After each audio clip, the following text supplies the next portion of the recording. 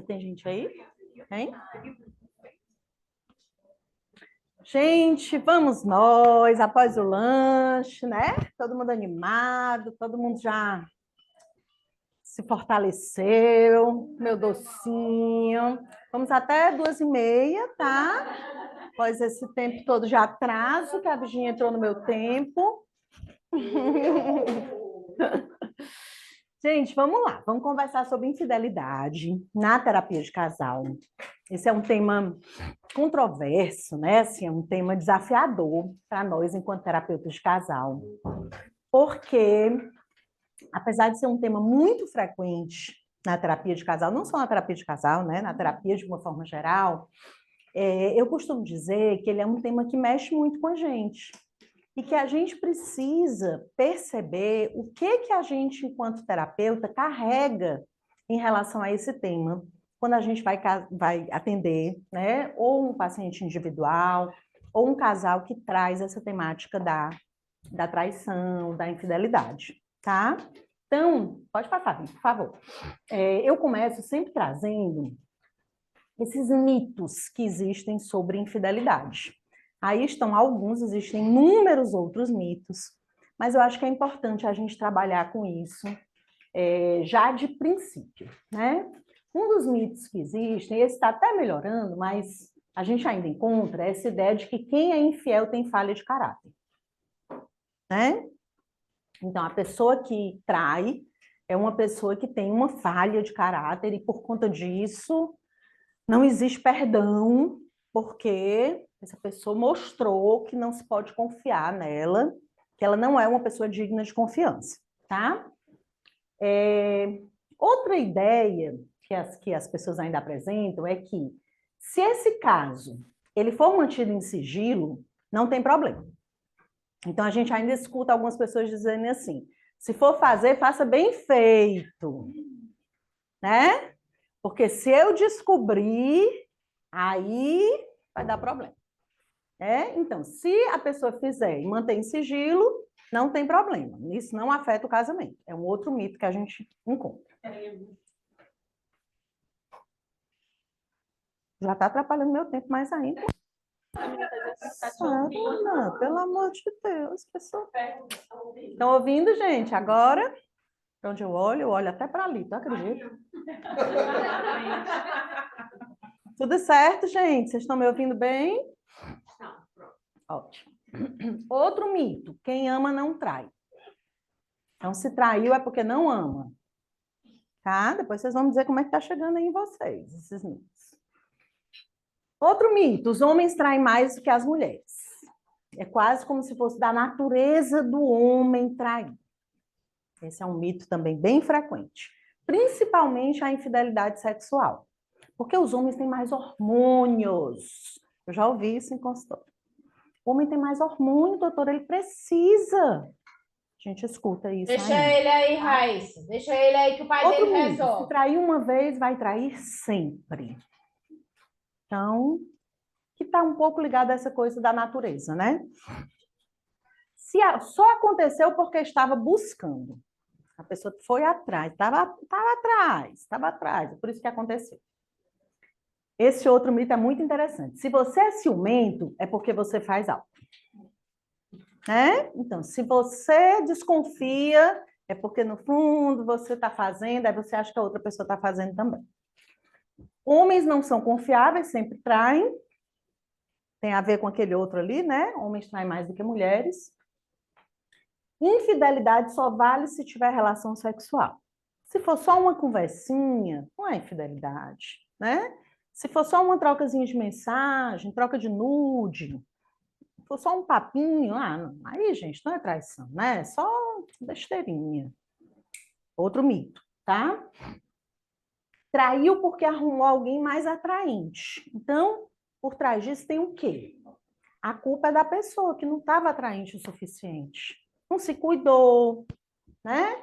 Não cuidou da relação. Se tivesse cuidado, a pessoa não tinha ido atrás de alguém. Né? É sempre importante a gente ver que os mitos, eles têm algumas outras camadas por trás que é importante a gente analisar, tá? Esse é um dos mais comuns mitos sobre infidelidade. Essa semana eu atendi um casal que trouxe esse mito. Só acontece porque tem problemas no casamento. Se não tiver nenhum problema, não vai ter motivo para trair. Como se a origem da traição tivesse sempre no relacionamento, tá? A primeira coisa, no caso, foi uma infidelidade feminina, e o marido disse, qual era o problema do nosso casamento? O que aconteceu? Qual foi o buraco no nosso casamento que explica essa traição? Então, tem que ter um motivo no relacionamento para que a traição aconteça, certo? Infidelidade é uma oportunidade para aquecer um casamento que se encontra amortecido. Essa aqui é menos frequente, mas a gente encontra, de vez em quando. Ai, depois que começou a se relacionar fora do casamento, aí deu uma mexida, deu uma aquecida, principalmente sexualmente, tá? Nos triângulos amorosos, o culpado é o amante, aquela sirigaita, né, que deu em cima do pobre bichinho, né? Queria trair, mas né, deu em cima, insistiu, aí o pobre não se aguentou, né? Mas a culpa é da outra pessoa.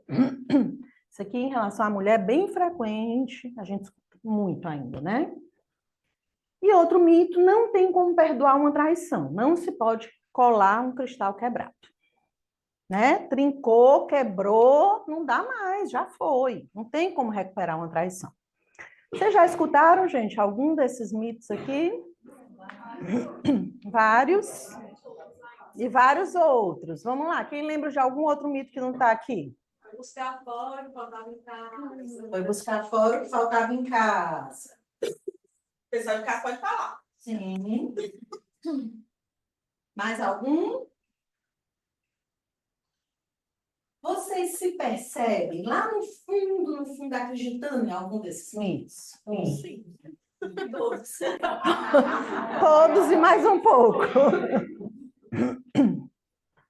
Vocês já ouviram isso? Da mãe de vocês, do pai de vocês? Lá atrás? Pronto. É muito importante a gente perceber isso, tá? Principalmente nós, não só como pessoas que nos relacionamos, mas como terapeutas. É muito importante. Por quê? Porque quando esse casal chega para a gente contando uma história de traição, a gente está perpassado por esses mitos. A gente escuta esse casal com essa lente também, tá? Então é muito importante a gente observar isso. Por isso que nos casos de infidelidade, a questão do trabalho do self, o que é o trabalho do self? É a gente se trabalhar como pessoa. Esse trabalho de self do terapeuta é muito importante, que é um trabalho que a gente faz em terapia, na nossa terapia, logicamente, mas também nos cursos de formação, né? A gente trabalhar as temáticas que a gente vai lidar enquanto terapeuta de casal. E essa é uma temática que a gente lida muito, então a gente precisa se perceber como sujeito. Como é que aquilo me toca? Como é que me toca a pessoa que trai? Como é que me toca a pessoa que é traída? Como é que me toca eu como filho de uma situação de traição? Principalmente se eu passei por isso na minha história de vida, né? Ou se eu me relaciono com alguém que passou por isso na história de vida. Então, é muito importante que eu me perceba em relação a essas temáticas, tá? Pode passar, Bia. Então, o que é infidelidade, né, gente? Isso aqui é super importante a gente entender. Porque hoje a gente lida com vários tipos de relacionamento. Hoje a gente tem relacionamentos mais fechados, a gente tem relacionamentos mais abertos. Eu estou trabalhando com um casal que eles fizeram terapia comigo há muito tempo atrás. Na época eles tinham um casamento fechado. Então tem filhos e tal. E eles voltaram agora, muitos anos depois, trazendo que eles tinham aberto o relacionamento deles. E é um casal que está casado há muitos anos, né? Já na faixa dos 50 anos, e eles decidiram abrir o relacionamento. Só que eles não se prepararam para essa abertura de relacionamento. O que aconteceu com eles? Eles decidiram abrir o relacionamento depois de uma traição. Eles não decidiram abrir o relacionamento, na verdade. Ele traiu e ela, para se vingar, resolveu que ela ia querer abrir o relacionamento também. Só que foi uma atitude de vingança. Ah, você me traiu, porra, agora eu também vou ficar com outras pessoas.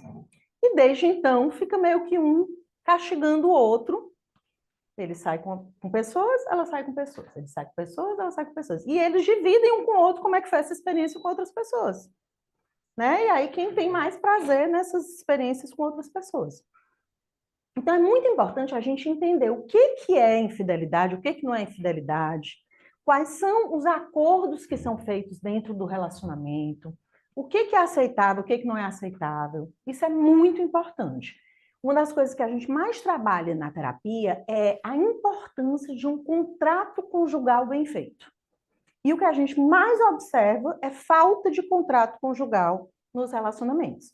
Em vez do povo passar um ano preparando uma festa de casamento que acaba em 4 horas, eles deveriam passar um ano trabalhando o contrato conjugal, onde questões como dinheiro, fidelidade, deveriam ser trabalhadas. Infelizmente, a gente observa que a maioria não faz isso. Né? Então, o que é traição? A traição ela pode ser um envolvimento sexual ou emocional com uma pessoa que não um parceiro oficial, sem que este saiba e consinta acerca do ocorrido. É o que Glass traz. Zampieri traz infidelidade como uma quebra de confiança e o rompimento do acordo conjugal. Então, vocês veem que eles se remetem a esse acordo anteriormente feito, sobre a exclusividade sexual no relacionamento monogâmico, no caso. Leal traz como rompimento desse contrato afetivo, implícito ou explícito, entre os parceiros, tanto durante casamento como namoro. Pittman traz como descumprimento desse acordo conjugal, que estava sustentado no amor, na estima e no respeito mútuo. Então, vocês observem que todos eles fazem referência à ideia do contrato. Né? A gente tinha um acordo, que pode ser mais ou menos explícito, e esse acordo ele foi quebrado, ele foi rompido, ele existiu algum tipo de deslealdade a esse acordo estabelecido, tá? Pode passar, Vi. Aí a gente tem alguns tipos de infidelidade.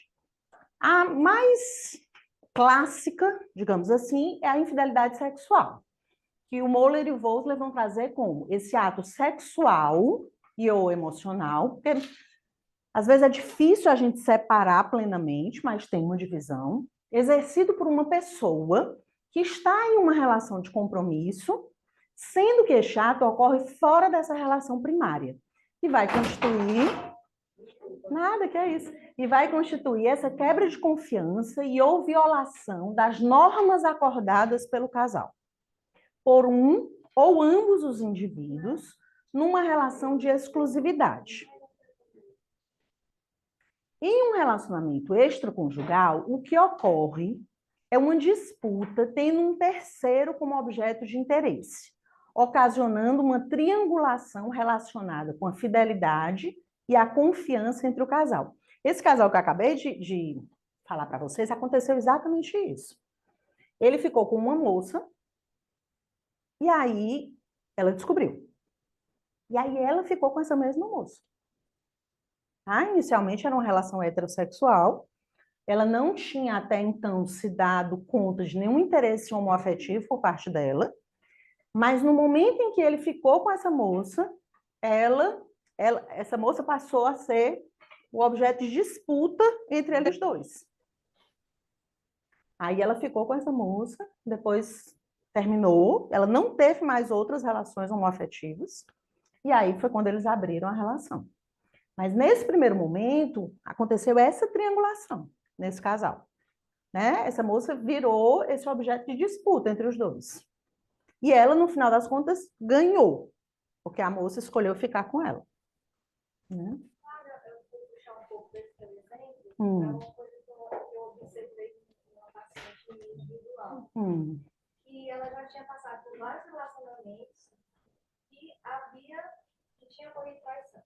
Certo. E aí, o que foi que ela resolveu? Ela disse que o próximo relacionamento dela, ela já ia começar com um relacionamento aberto. Aí eu questionei, por que começar com um relacionamento aberto? Porque aí, se ele ficar com outra pessoa, já não é traição, porque não mexe com a questão do compromisso. E eu não carrego o peso de estar sendo traída. E aí eu vi repetir em outras pacientes minhas. Aí eu fiquei pensando, gente, quer dizer então que as mulheres, não sei, os homens também, elas estão utilizando o relacionamento aberto como uma forma de proteção. Proteger da traição. Você já ouviu isso? Eu fiquei, meu Deus! E que não tem nada a ver com o que ela queria, porque no fundo ela se sente mal. Ela tentou um relacionamento aberto, aconteceu, ela se sentiu péssimo e disse: realmente eu estou fazendo. Você vê, ela está modificando o contrato. Exatamente. Porque como ela não quer ser pega de surpresa, mas por trás disso tem o quê? Isso. Na história dela, né? Isso. Ela acredita que vai acontecer a traição. Então, já para me proteger dessa ação, que eu acho que vai acontecer, eu já modifico o contrato, que aí não vai ser traição, porque o contrato já estava dizendo que podia. Mas ainda aconteceu sofrimento. É muito interessante, né? Exatamente. Casa de Ferreira, espeta de pau. Quando você segue, você se afasta Do seu desejo original. Exatamente. O desejo original dela talvez fosse uma relação monogâmica fiel. Quando ela cede, aí ela resolve um problema, mas cria outro. Perfeito. Isso. E aí o Bruno falou uma coisa muito importante, um conceito muito importante, que é o de plasticidade. O quanto eu me distancio do meu desejo. Isso. Porque uma coisa é eu adaptar ali e sentir que eu flexibilizei, voltando para a ideia de flexibilidade, mas eu não estou tão distante assim do meu desejo. Outra coisa às vezes, eu ir para o extremo oposto. Isso. E me afastar totalmente do meu desejo, porque aí eu nego o meu desejo. Às vezes eu me distancio tanto que eu nego o meu desejo. Aí é outra coisa. Aí não é flexibilizar, aí é negar o desejo. Isso. Foi O que medo de aconteceu, sofrer. e aí depois ela disse: não, não quero mais isso, não, vamos, pelo amor de Deus, agora você tem que ser monogâmico. Exatamente. É isso. Cláudio, estão me ouvindo? Posso falar? Esse é um tipo de infidelidade que está cada vez mais frequente, né? Que é a infidelidade virtual.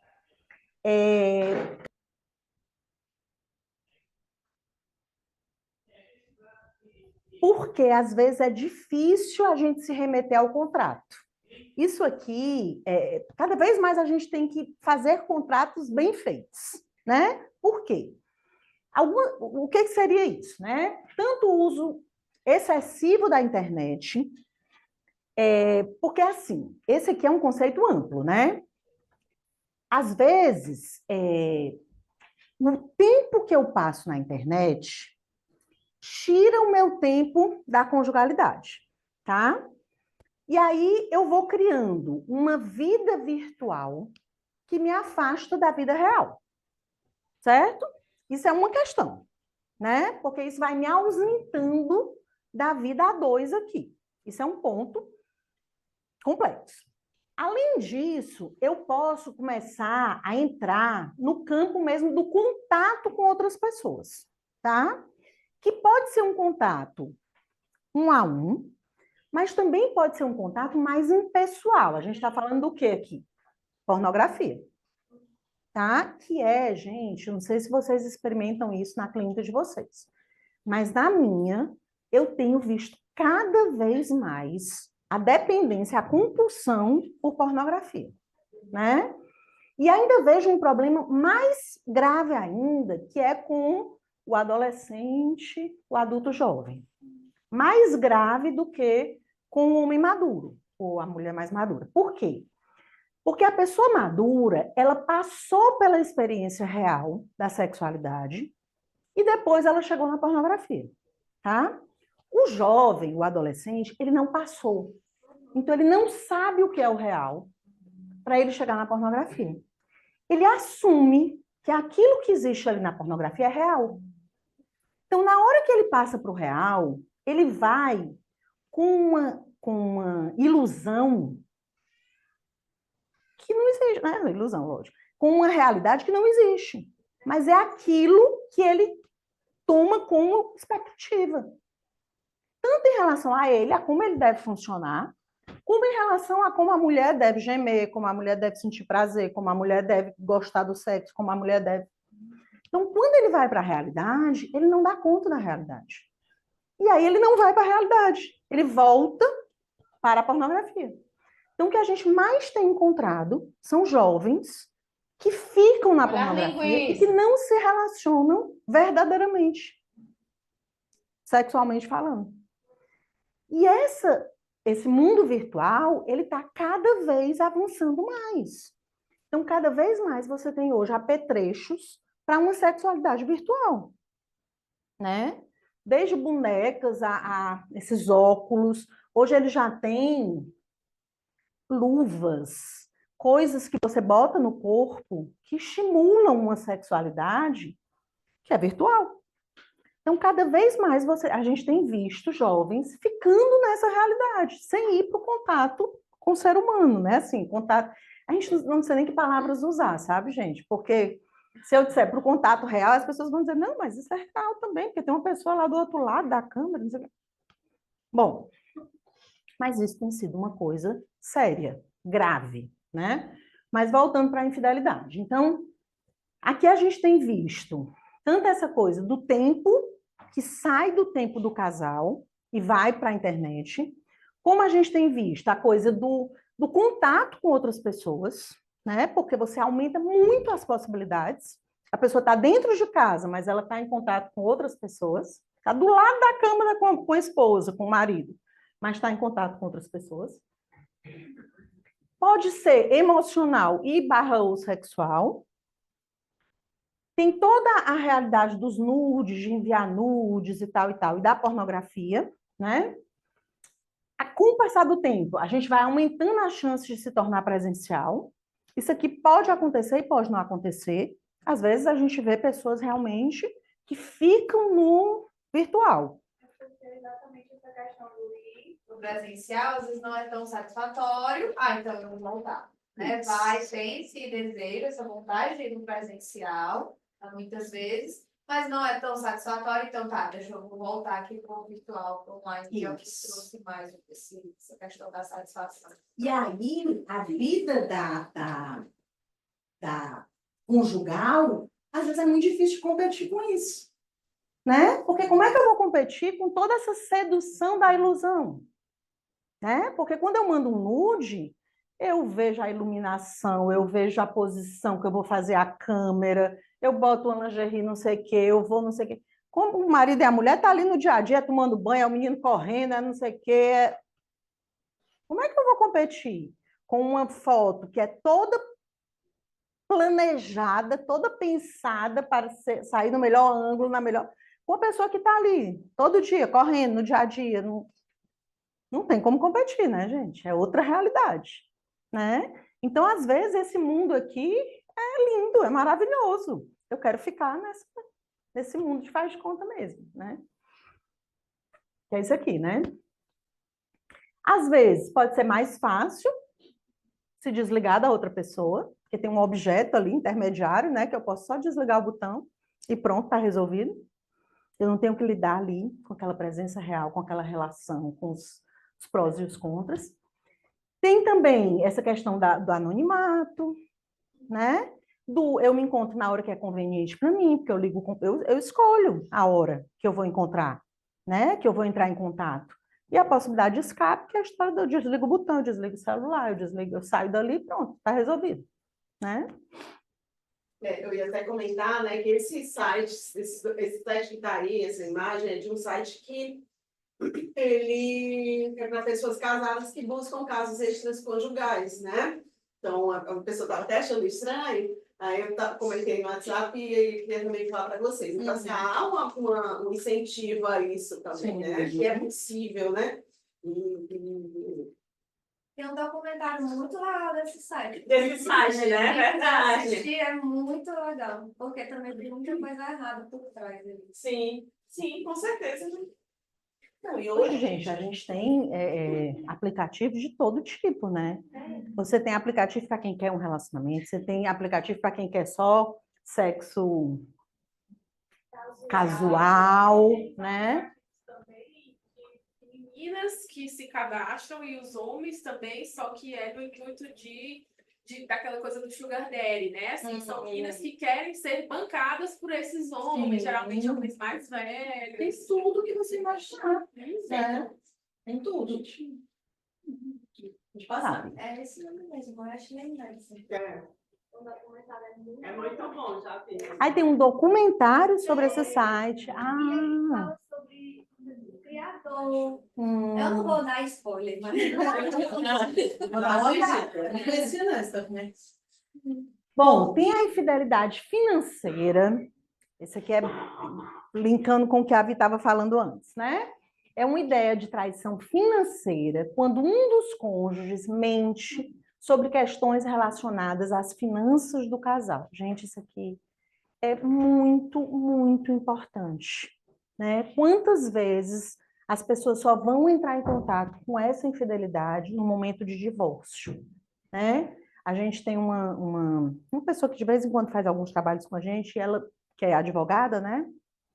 Dessa área de família, e ela fala quanto, muitas vezes, uma das pessoas, às vezes, né, classicamente mais a mulher, ela não sabe sobre a realidade dos bens, sobre a realidade financeira do casal. E aí, quando vai se separar, a pessoa não sabe nem o que tem. Não sabe o que tem, não sabe aonde está, não tem documentação, não tem... E às vezes por falta de interesse, mas às vezes porque uma das pessoas esconde a realidade da outra. E a pessoa não sabe nem... Às vezes não precisa nem se separar, não. Às vezes a pessoa morre.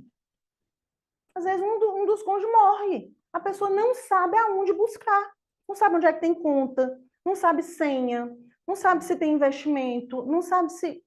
E a luta para ir atrás disso, ele não sabe nem aonde buscar, né? Então, assim, como isso aqui é presente ainda, né? Às vezes é de uma forma assintosa mesmo, é de uma forma proposital, né? Uma traição, é uma infidelidade mesmo. Familiar, né? Sim. Nessa questão, eu atendo um casal afetivo. Tá, um pouquinho mais. Eu atendo um casal afetivo, onde uma das parceiras é médica, a outra é psicóloga, e ocorreu essa questão de que no momento, enquanto eu estava, né, entendendo dessa parte mais hormonal, a outra, né, deu suporte e tal e tudo, e agora estou no momento onde ambas estão mais ou menos na estabilidade financeira, tá bacana. E aí, agora que isso acontece, que aqui a psicóloga, né, tá nessa estabilidade financeira maior, ela, claro, e aí ela tem uma organização financeira muito grande, enquanto estava nesse campo profissional, ela ficava muito nessa parte doméstica, bem nessa questão de quem provê para fora, quem, né, quem não provê fica dentro. E aí, quando ocorre esse paregamento, né, essa pessoa que é mais desse perfil controlador, financeiro, e compreende muito isso, começa a perceber ali, vamos fazer nossas finanças, vamos fazer aqui, e aí outra com resistência. Quando foi ver o que a médica ganhava, dava para dar conta dela e de tudo, e enfim, outras questões, né, do casal e tudo, e não era para estar passando por aquela situação tão justa, né, tão apertada financeira. E aí foi onde foi revelado uma primeira traição financeira de um grande empréstimo, não, de uma grande fatura de cartão, e que estava com juros, não sei o quê. Foi uma grande questão, foi resolvido. Ambas foram lá e quitaram, ambas. Foi decidido, né, essa parte. Recentemente, vendo lá e tudo já melhorou alguma coisa ali, mas a pessoa, e dessa vez a pessoa que chegou para falar, olha, realmente, agora foi aquela viagem que a gente fez, eu fiz um empréstimo, grandão, então ambos juros contando, e aí essa questão da organização financeira vinda da família, e a outra ali, né, tipo assim, e aí como isso abalou? Como isso abalou essa dinâmica do casal, né, assim, de chateação, distanciamento, afetar a vida sexual, então assim, é uma questão bem delicada que está em andamento, né? E é interessante porque, como muitas vezes o casal ele não constrói uma dinâmica financeira do casal. Como muitas vezes um lida de uma forma e o outro lida de outra forma. E às vezes a gente tem uma realidade de um pobre e um rico dentro do casamento, né? Porque fica cada um lidando no seu formato, e eles não conseguem construir uma dinâmica do casal, né? E às vezes a gente tem isso aqui, um não sabe da realidade do outro e vão levando essa dinâmica completamente individualizada ao longo do tempo, né? E às vezes, quando você vai ver, tem uma dinâmica de falta de confiança, né? Ou de traição mesmo, de um enganar o outro sobre a sua realidade, ou de uma forma porque é muito positiva, ou porque é muito negativa, né? Então, eu atendo um casal que aconteceu exatamente isso. Os dois tinham um ganho financeiro muito bom, mas a moça era muito desorganizada e ele muito controlado. Só que ela ia dando o jeito dela, né? Sobrava aqui, ela ia acochambrando, ia não sei o que, porque ela tinha vergonha, na verdade, da forma como ela se desorganizava. Mas ia dando. Ele não sabia como é que era a realidade dela. Até que ela perdeu o emprego e foi para um outro trabalho onde ela passou a ganhar muito menos do que ela ganhava no emprego anterior. E aí ela se desorganizou completamente. E aí ficou um bom tempo desorganizado e não teve coragem de dizer para ele. Quando ele descobriu, a situação estava muito séria. E ele encarou isso como uma traição, né? O que não deixou de ser, porque ela escondeu tudo o que estava acontecendo, né? E escondeu durante muito tempo. Então, quando ela não conseguiu contar para ele, então ele descobriu. E ele traz exatamente isso. Olha, eu me senti traído, porque eu descobri uma situação que impactou assim, de uma forma muito forte na nossa vida, e eu tive que dar conta, né? Só que eu não estava preparado para isso, eu não tinha a menor ideia do que estava acontecendo, e o rombo estava enorme. Então, é uma situação de traição mesmo, de infidelidade financeira, né? Então, geralmente, são situações relacionadas à omissão ou à alteração de informações sobre valor de gastos, sobre dívidas, contas bancárias, às vezes até outras fontes de renda. Às vezes a pessoa omite, ela conta só uma parte do que ela ganha. Ela tem outra fonte de renda e ela não fala que tem outra fonte de renda, né? Às vezes eles fazem até planilhas e tal, mas a pessoa tem um caixa 2, que ela não relata para outra pessoa, né? E aquele ali vai ficando guardado, vai ficando... O diálogo sobre as finanças, ele precisa ser tomado como uma diretriz, tanto para o manejo do dinheiro, no exercício da conjugalidade. Está ligado à relação de poder, de controle, né? Pode ser usado com subjugação, sendo oferecido ou sendo negado. Muitas vezes o dinheiro ele é trabalhado na relação como barganha, né? Então eu ofereço ou eu tiro de acordo com o que eu quero, de acordo com os meus interesses, tá? A Vi já falou um pouco disso, né? Outros tipos. Tem a questão da infidelidade moral, que tem a ver com roupas, lugares a frequentar, né? Tem um casal que eu atendo que ele começou muito nessa história, do lugar de mulher solteira de lugar de mulher casada, né? Então ele dizia, tem determinado bairro, isso não é lugar de mulher casada, isso é lugar de mulher solteira, né? Então você não pode ir porque você é casada, ou então se ela fosse, era um aniversário das amigas. Aí ela dizia, vai ser lá no... Qual é o nome daquele bar que tem ali? Tem um bocado de bar junto? Não, aqui na... Giz. Pronto, vai ser lá no Giz. Aí ele dizia, você está solteira? Você está solteira? Separou? Eu morri? Né? Tá viúva? Porque Giz é lugar de mulher solteira. Não é lugar de mulher casada. Aí ela dizia, é? Sabia não, que o Giz era mulher. Tem uma placa lá? Para solteiras, divorciadas ou viúvas, né? Mas ele era bem, né? No início da terapia, ele era bem, tinha uma coisa moral do que é lugar de mulher solteira, lugar de mulher casada. Quem é você? Você é o quê? Quem sou eu? Que desrespeito é esse comigo? Frequentar esse lugar. Sim, você me lembrou agora desse casal homoafetivo que eu atendo. Que ele queria ir num restaurante, e aí ele descobriu que o cara tinha ido sem ele. Mas como assim? Fazia tempo que eu queria ir nesse lugar e você foi sem mim. Traição. Traição. Assistir um episódio da série sem a pessoa. Como a gente estava assistindo essa série junto? Né? Então, esse sentimento de traição, ele é um sentimento muito amplo, né? Lugares a frequentar, linguajar, comportamento. Linguajar é muito interessante, né? Outro dia eu dei uma olhada pro meu genro, que é namorado, né? Na verdade, ele disse, que é as palavras que estão sendo usadas, e eu só fiz... Não, tia, assim, estou só querendo dizer que... porque não tem palavras, né? Quais são as palavras que devem ser usadas? Mas não estou dizendo mesmo, só falta.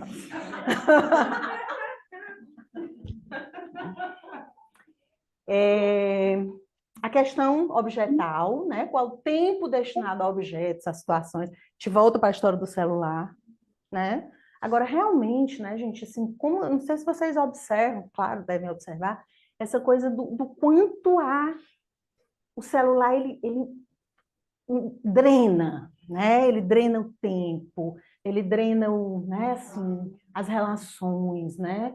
Quando a gente vai em restaurante, você olha pai, mãe, os filhos, cada um no seu celular, né? Os casais, então, assim, social, companhia, cumplicidade, interação, pertencimento. Gente, essa questão religiosa, meu Deus, como tem ficado forte nesses últimos tempos, né? Se é católico, se é evangélico, se é espírita, né? Já tive casais de ser uma questão realmente. Não, porque eu sou católica, ele resolveu virar espírita. Agora, do nada, como assim? A gente foi católico a vida toda e agora ele resolveu que é espírita. Né? Então, assim, a falta de liberdade mesmo em relação ao outro. E sentir isso como uma traição ao casamento, né? À relação. Né? Isso aqui, gente, olha...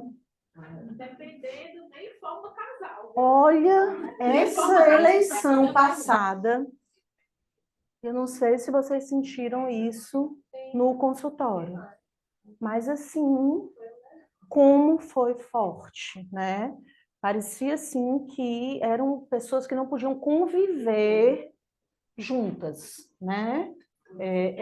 E de fato, a sensação de estar sendo traído mesmo. Se você é Bolsonaro, se você é Lula, a gente não tem condição nem de conversar, porque, né, nós somos dois seres que vivem em planetas diferentes. Então, como que, né?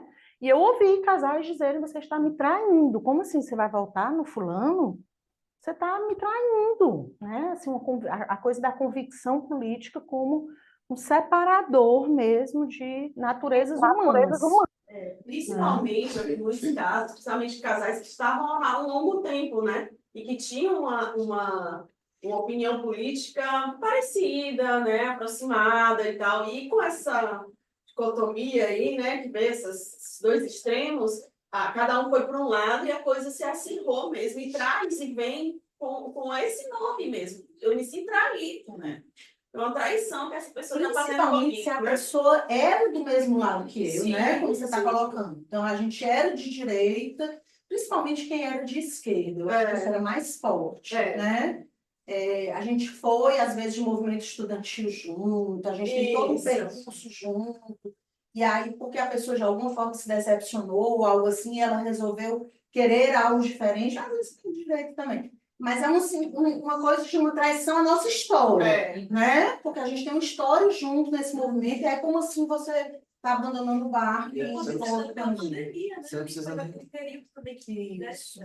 ir para outro polo, basta que você vá para o centro. Basta você não concordar comigo, né?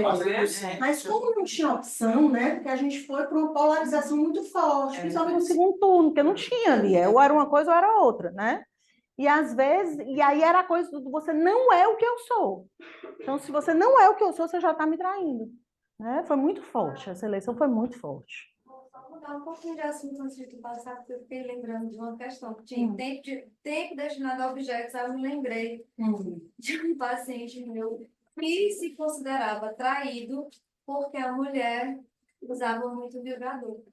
Mas acontece demais. Aí eu fiquei pensando, vocês atendem muito caso assim, de que se masturbar, tá me traindo. Sim, eu já escutei assim, uma frase, assim, eu né? vou perder para um vibrador. Você já escutou essa frase? Eu vou perder para um vibrador. É curioso trazer isso, porque a gente tem a questão, né? E, bom, várias questões aí envolvidas. Já atendi casos de casais que têm relacionamento aberto, mas eles decidem se relacionar só com mulher.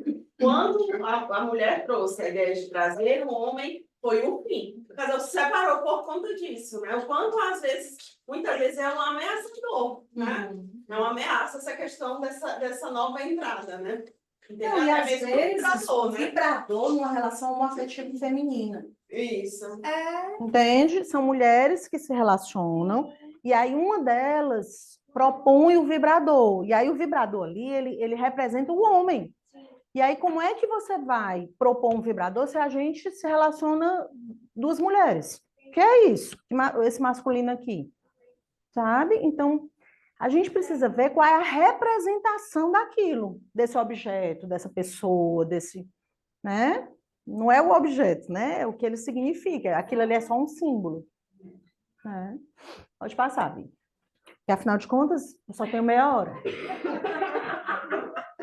O Pittman diz que a infidelidade pode não ser a pior coisa que um parceiro faça ao outro, mas pode ser a mais perturbadora, desorientadora e, consequentemente, capaz de destruir a relação.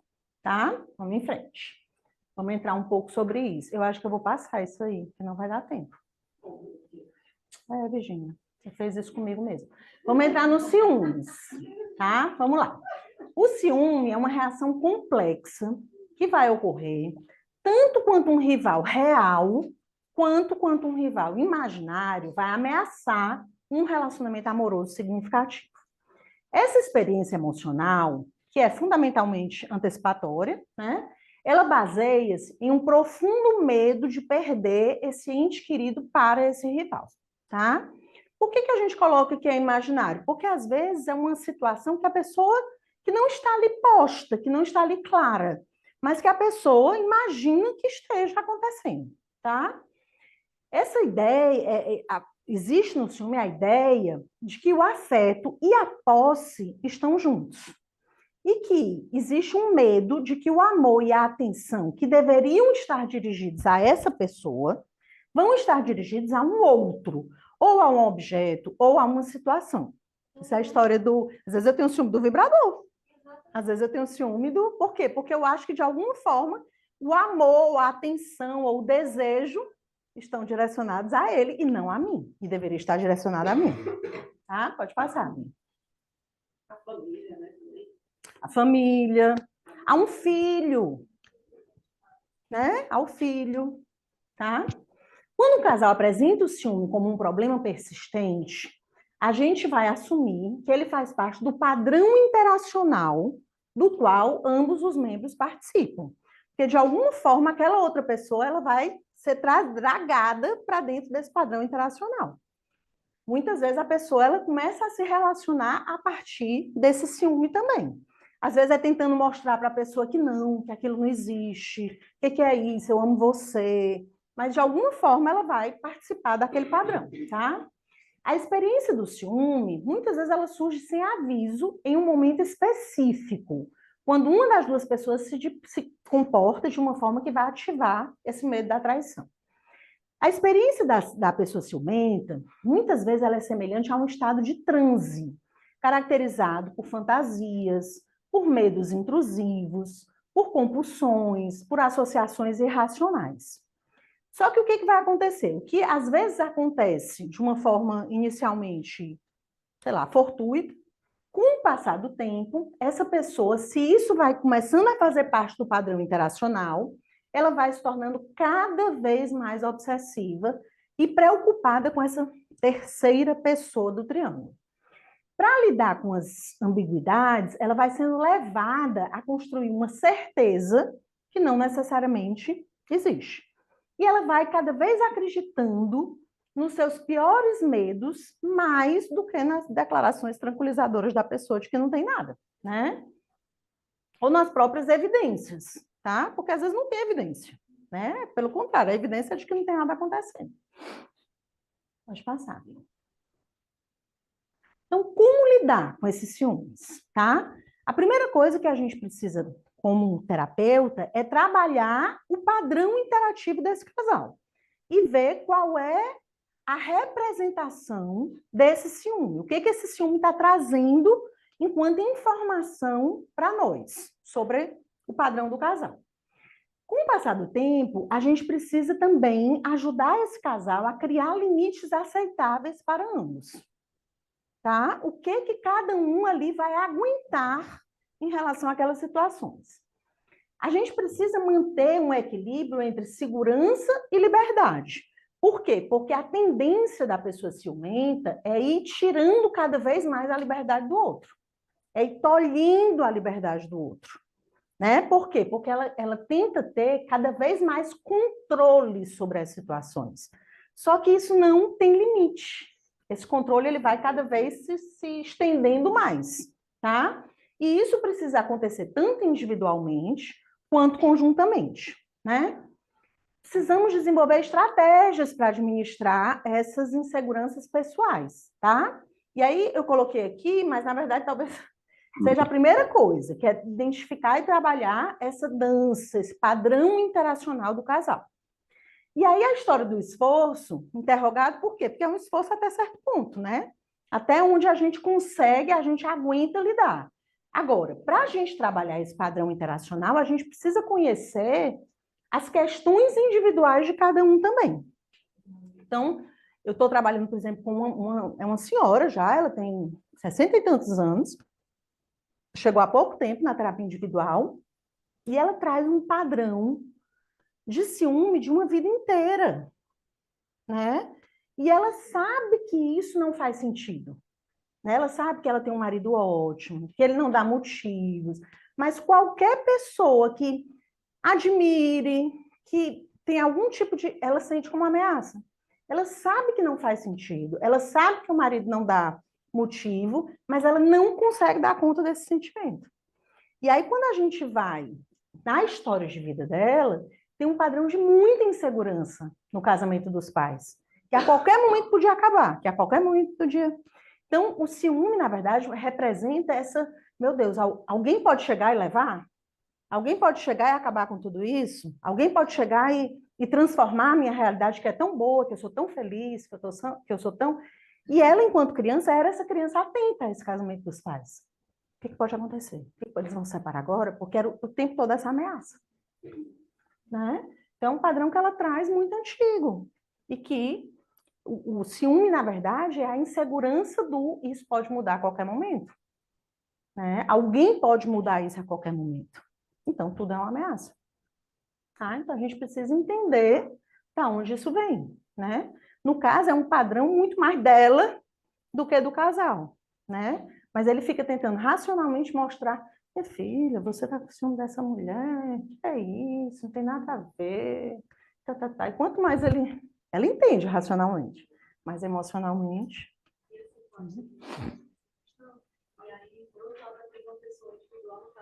É uma mulher, 70 anos, 70 anos, desse casamento longevo, filhos criados, casados também, e desde o namoro.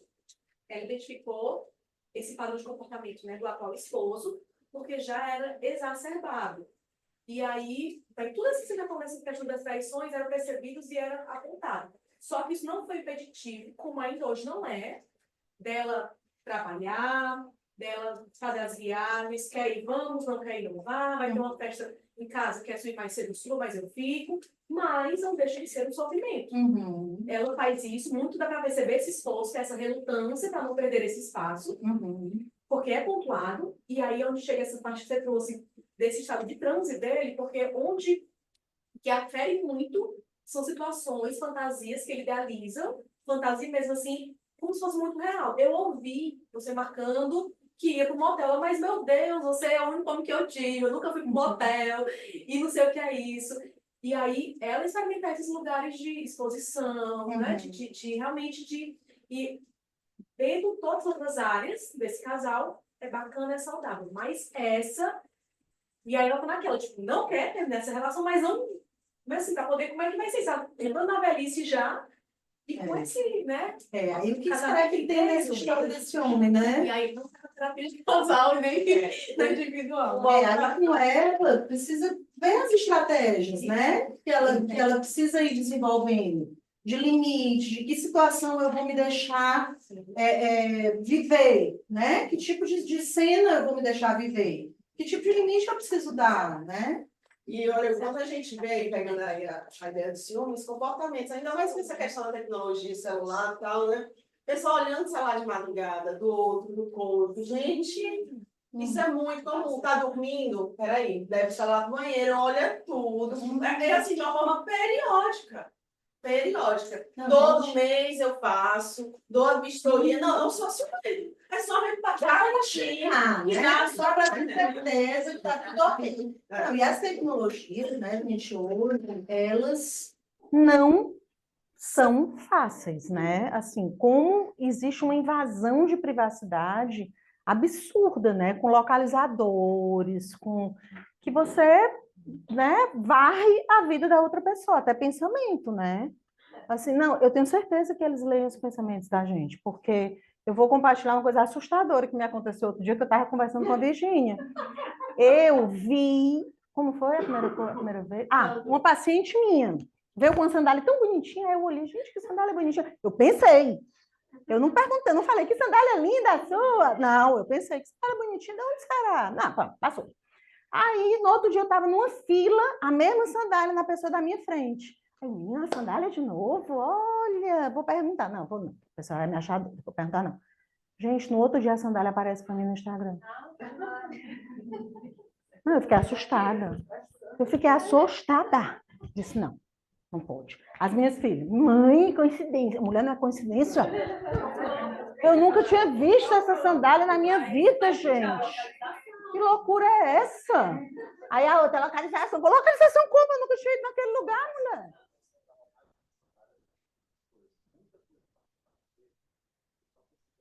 Mas essa sandália nunca tinha passado, gente? Que loucura é essa? Não. Será? Gente, eu não sei. Eu tenho medo, eu tenho medo. Tenho medo. A cliente veio aqui na localização dela, né? Tem uma pessoa que ela encontra no shopping que também tem localização com a mesma sandália. Não, gente, não pode. Que loucura é essa, gente? Não. Eu tenho medo, juro por Deus. Tenho medo. Daqui a pouco eles estão lendo, estão com a lente dentro do olho da gente e a gente não sabe. Juro. Mas, assim, é uma invasão, né? A gente se sente meio, não sei. Então, assim, nessa coisa né, do ver o celular, outro dia uma paciente, o que aconteceu? Ela teve uma conversa ela é casada, teve uma conversa relativamente inofensiva com uma pessoa, mas ela ficou com medo e ela apagou do celular. O que aconteceu? Essa foto apagada foi parar acho que é no iCloud, é? No iCloud. Do iCloud no computador. Aí o marido viu, aí disse, opa, por que ela apagou? Apareceu no apagado do negócio do iCloud. Por que ela apagou? Tem alguma coisa estranha. Resultado, foi um problema, porque ela apagou, o negócio foi para o iCloud do computador, ele pegou no iCloud esse apagado.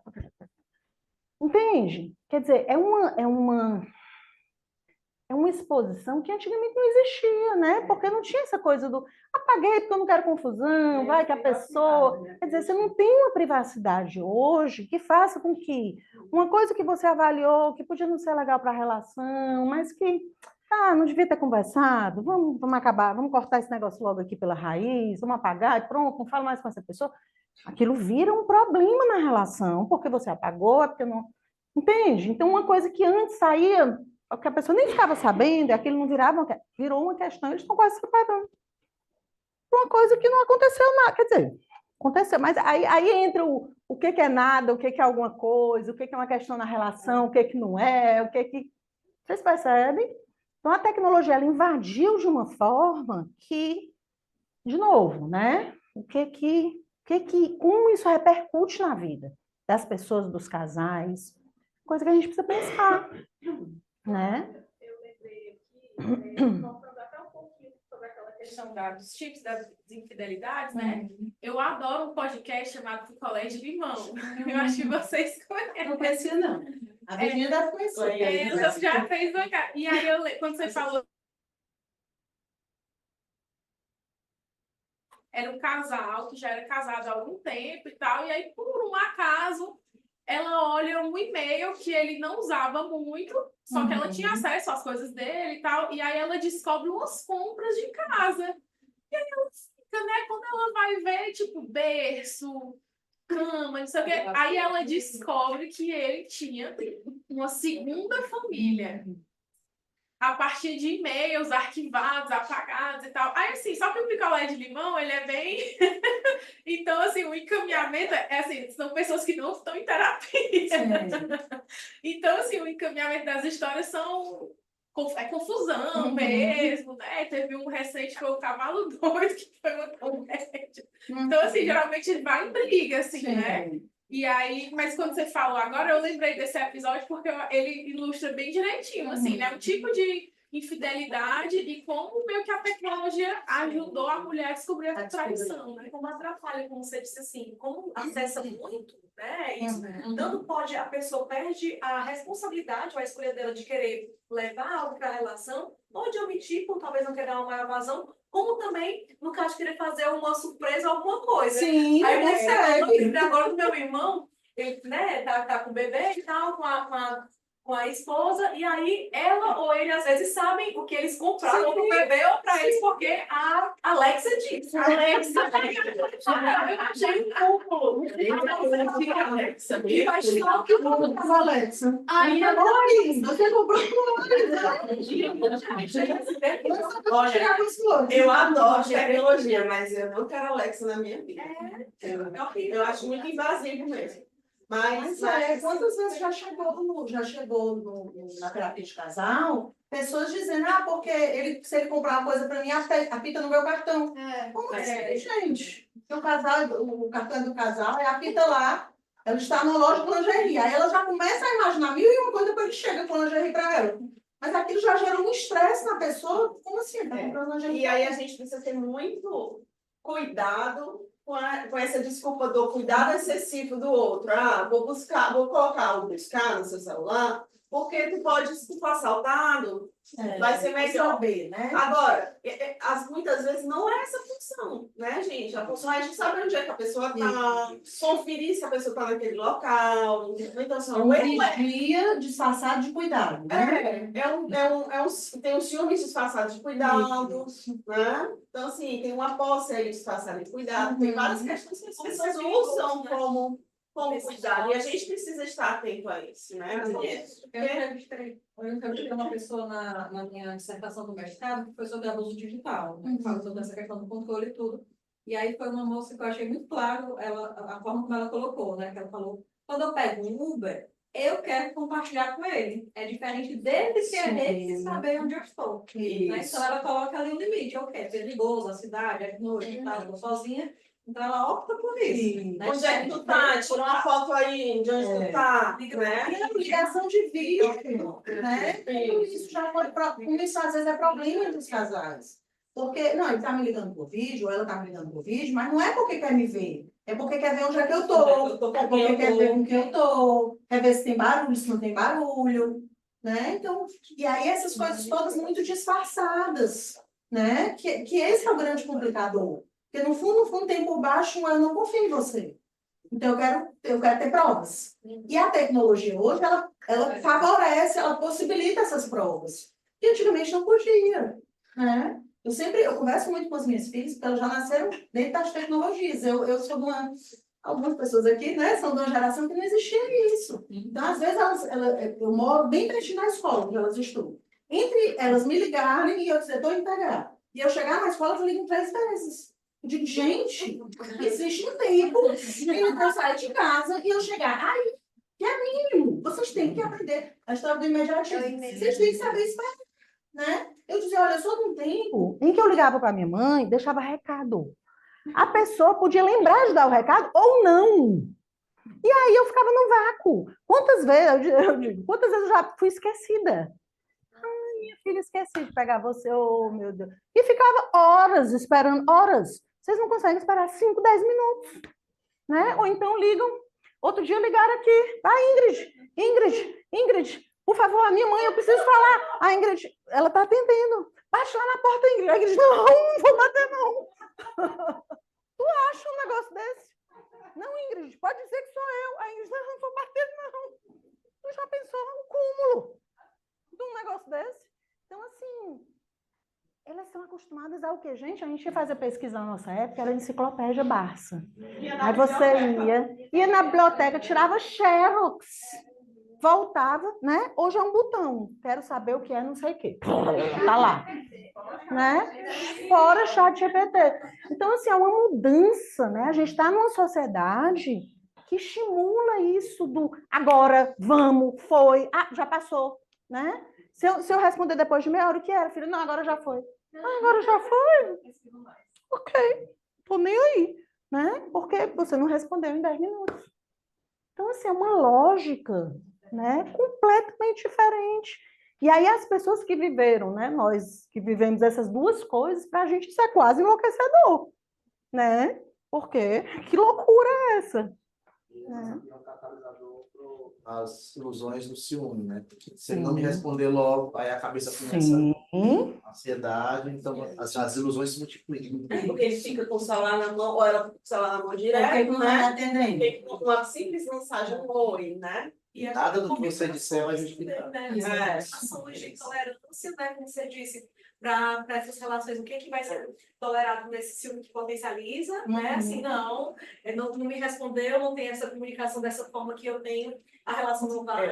E mais grave, né? Não me responder porque eu não sou importante, é porque eu não gosto de mim, é porque não me considero o suficiente, né? Já vi uma série. Tem um aplicativo, gente, que, assim, precisa os dois aceitarem, né? Mas ele vai mandando mensagem, tipo assim, essa aqui você bota no GPS qual é a casa, e a cada movimento que a pessoa faz fora da casa, vai mandando mensagem. Fulano saiu de casa, tá tantos quilômetros, chegou no shopping, Fez xixi, fez gogô. Gogô. Então, assim, mas assim, os dois precisam aceitar, mas mesmo assim, já vi casais que os dois fazem isso, né? E o quanto isso é prejudicial. Eu sou observado para pais e filhos. Eu sou observado para filhos serem monitorados pelos pais.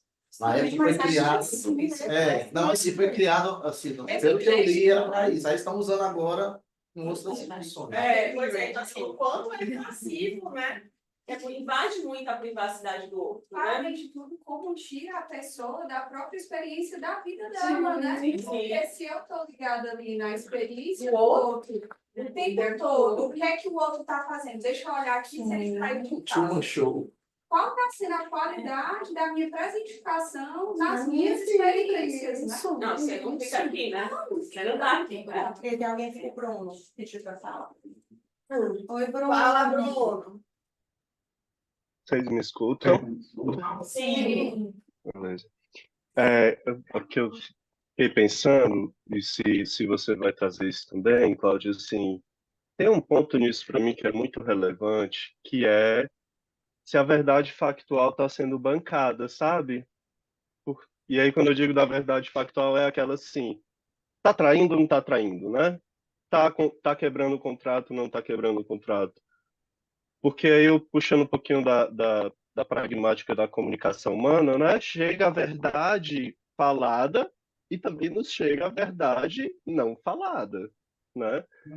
Então, até onde os ciúmes, até onde esse processo de invasão, ele é uma construção não só individual, né? Mas uma construção que também fala da relação estabelecida.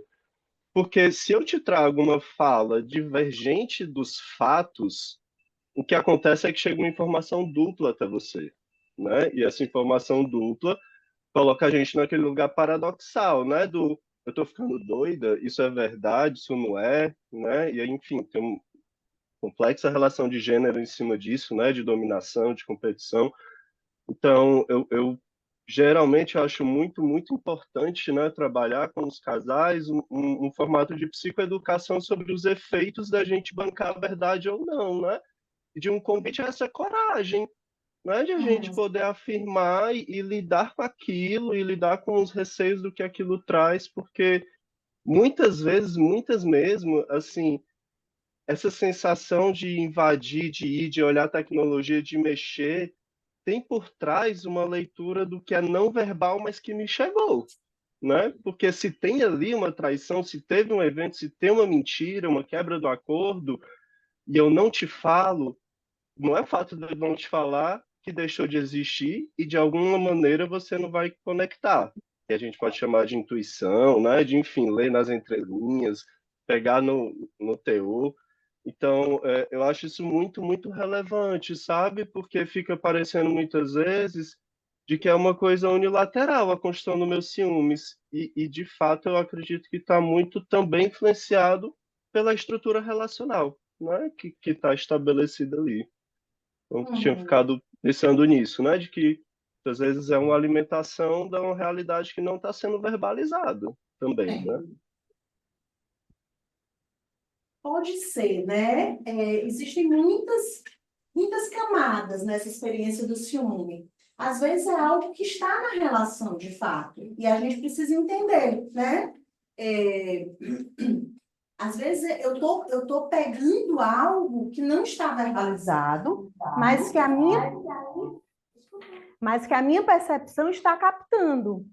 E aí é importante eu tentar entender isso, né? E que muitas vezes tem a ver com o padrão de interação daquele casal, né? O que é verbalizado, o que não é verbalizado, o jogo que tem muitas vezes ali entre o casal, de gerar insegurança, de provocar a insegurança do outro, né? E o que isso diz de mim? O que isso provoca na relação?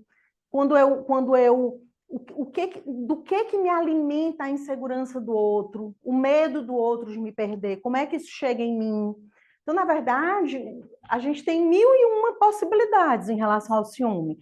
Por isso que a gente precisa entender cada situação, porque ela pode ser, sim, algo da minha história individual, da história individual de cada um, pode ser algo da dança interacional daquele casal. Então, por isso que eu coloquei que talvez a primeira coisa seja identificar com o que a gente está lidando, né? A gente tem casais em que esse padrão de insegurança de um, medo de perder de um e reforço da importância do outro, aquilo é necessário dentro do padrão daquele casal. É aquilo que sustenta aquela relação.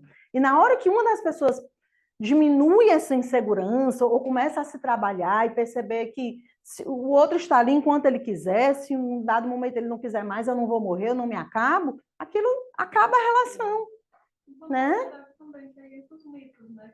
Isso. Eu lembro de uma pessoa que também falou assim, eu queria que ele tivesse ciúme de mim, mas ele não tem, né? Então, como se o ciúme tivesse que fazer parte da relação. Perfeito. Como se quem ama tem ciúme. Isso. E eu fiquei lembrando também da história dos aplicativos, tem um texto que é chamado Abuso Digital ou Prova de Amor, que ela faz uma caracterização de alguns aplicativos espiões, e aí ela coloca como que eles são vendidos. E é nesse apelo do fique tranquilo, tenha paz de espírito, tenha saúde mental, saiba onde as pessoas estão, inclusive seu namorado. Alguém está vigiando por você. Exatamente. Né? Então, acho que a primeira coisa é a gente entender o que essa situação significa dentro do padrão daquele casal. Esse é o primeiro ponto. Mas isso que o Bruno colocou é real, né? O que significa aquilo? Né? Tem algo que eu estou percebendo ali, que é real, que está acontecendo e que não está sendo trazido para a relação, e que o meu ciúme está mostrando isso, que eu estou percebendo algo que você não está trazendo. Por que você não está trazendo? O que a gente faz com isso? Né? Ali, não está perguntando, será que ciúmes tem uma relação com o sentido, significados desse amor? Como? Será que os ciúmes têm uma relação com o sentido, significados desse amor? Sim. Pode ter. Né? Mas aí a gente precisa perguntar o que é amor para esse casal, para essa pessoa. Né? Então, acho que a primeira coisa é a gente entender o padrão de interação desse casal que está passando por essa situação de ciúme. Acho que é o primeiro ponto. 12h30, pessoal, obrigado. Não falamos nada sobre infidelidade. Vai, Virginia, bem rápido. Eu vou só apresentar para vocês como a gente trabalha a questão da infidelidade, tá, gente? Infelizmente, não vai dar para... Pode passar, não vai dar tempo de perdoar ninguém. Muito bem. Trabalhando, eu não vou perdoar a Virginia, isso a gente vai levar para terapia, porque ela pegou todo o meu tempo. Vamos lá, gente, existem duas possibilidades da gente trabalhar. Vou pegar 10 minutinhos, pode ser? Vocês me perdoam? Tá. A culpa é da Virginia, mas vocês me perdoam, tá, gente? Existem duas possibilidades, isso aqui é uma coisa bem controversa, tá, gente? Por quê? A gente tem uma tradição da terapia americana. A terapia americana, ela trabalha com a premissa de que só se pode trabalhar a infidelidade se houver a revelação do caso, tá? Eu não sei se vocês lembram, os mais jovens talvez não tenham nascido, será? Não sei se vocês lembram do presidente Bill Clinton. Vocês lembram? Vocês lembram da Mônica Chupinski? Tá. Não era esse nome, né, gente? Pozinho da moça. Perdão, senhor. Então, a moça teve um caso extra, né, conjugal com ele. O que aconteceu na época? O Bill Clinton foi em rede nacional pedir perdão ao povo americano. Vocês lembram disso? Porque ele tinha traído a esposa. Ou seja, uma realidade privada, do relacionamento privado do casal, foi oficializada, digamos assim, né? Publicada em rede nacional, porque aquilo virou um caso nacional, teve uma repercussão nacional. Então, a maioria dos terapeutas americanos, eles acreditam que uma infidelidade é um caso, como a gente colocou lá nos mitos, de falha de caráter. Então, você só pode trabalhar em terapia uma infidelidade se você passar pela revelação da infidelidade e pelo perdão a partir dessa revelação, tá? Então, a maioria dos terapeutas que herdam essa crença não acreditam na possibilidade de você, como terapeuta, não trabalhar a partir da revelação do caso. Deu para entender? A gente aqui no Brasil, durante muito tempo, recebeu essa herança. Então, se o terapeuta, por exemplo, um grande medo dos terapeutas de casal, de atender em algum momento individualmente, era de uma das pessoas falar que tinha uma relação extraconjugal, no momento individual, e aí como é que o terapeuta ia depois ter esse segredo e não poder revelar esse segredo para outra pessoa. Então, tem terapeutas que ainda hoje trabalham assim e dizem, olha, se você não contar... Eu estou rindo aqui porque eu já ouvi terapeuta dizer assim, se você não contar, eu conto. Esse é absurdo, né? Ou de dizer assim, ou você conta ou não tem condição de continuar em terapia. Certo? Alguns terapeutas ainda trabalham com essa premissa. O tempo passou, digamos assim, nós evoluímos enquanto terapeutas de casal e hoje trabalhamos também com a possibilidade de não ser assim, né? Da gente saber que a gente precisa trabalhar caso a caso. Então, existem situações que a revelação da traição ela é mais maléfica do que benéfica, dependendo da situação. Então, uma coisa é você trabalhar quando a traição ela é revelada, outra coisa é você trabalhar quando a traição não é revelada, tá? É importante colocar isso de início, tá bom? Então, no caso, se uma pessoa ela revela para ti a traição e elas vão iniciar um processo de terapia de casal, como é que tu conduz para saber dessa informação e a questão de confiança com a outra parte? Porque se no decorrer da terapia de casal, o outro colocar, ela sabia já, a terapeuta sabia, e trazer essa questão de eu estava aqui, vocês dois sabiam, vocês tinham um segredo, e eu estava aqui de fora. Eu te respondo assim que eu vou falar do caso não revelado. Pode ser? Segurei essa pergunta que ela é importante. Então, quando a traição ela é revelada, o atendimento ele vai ter 3 principais momentos. O primeiro momento é o que a gente chama de fase aguda. É quando a traição ela é descoberta. Normalmente, é quando o pessoal chega para a terapia. Tá? É aqui. Acabou de descobrir. De casal e revelar na terapia de casal? Comigo nunca aconteceu. Já aconteceu contigo? Não de primeira sessão, mas depois de um tempo de terapia se revelar. Tá? Na sessão. Mas é porque eu acho que já está quase tão assim, tipo, quase todo mundo sabe. E a pessoa fala, né? Porque não como uma grande, né? Ninguém sabia, é uma grande surpresa, né? Tá, Entendeu? Mas do que já aconteceu comigo é assim, né? De que, tipo, era um caso que meu que já se imaginava que existia, né? A pessoa só assumiu, né? Você já é desconfiado, né? Mas normalmente o mais comum é: nós estamos vindo aqui porque eu descobri que essa pessoa Me traiu. Eu estava tendo uma relação e tal, eu descobri, não sei o que vai acontecer, eu não sei se eu quero me separar, se eu consigo perdoar. Então, chega nesse momento. Meu marido para atender individualmente, eles não estavam com a intenção de terapia de casal. E ele disse: eu posso vir aqui para contar para ela que eu tô com outra pessoa? Gente, eu tô numa situação, vocês não têm noção. Mas ele não é seu paciente. Não, Eles não fazem terapia de casal. Não. Ah, eu tô com segredo comigo, eu não posso falar. Mas a gente vai falar, né? Vamos lá. Fala só um pouquinho sobre o perdão, o pessoal não estava querendo só que desse uma ensaladinha. Vai, vai. Eu vou falar quando eu for falar da revelação. Eu vou falar. Segundo momento é o momento de contextualização da relação. E o terceiro momento é o momento de futuro da relação. Tá? Vamos lá, passa aí, Vi. Vou falar rapidamente. Bom, existem duas pessoas ali, tá? Existe a pessoa que foi traída, que foi ferida, e existe a pessoa que traiu, tá?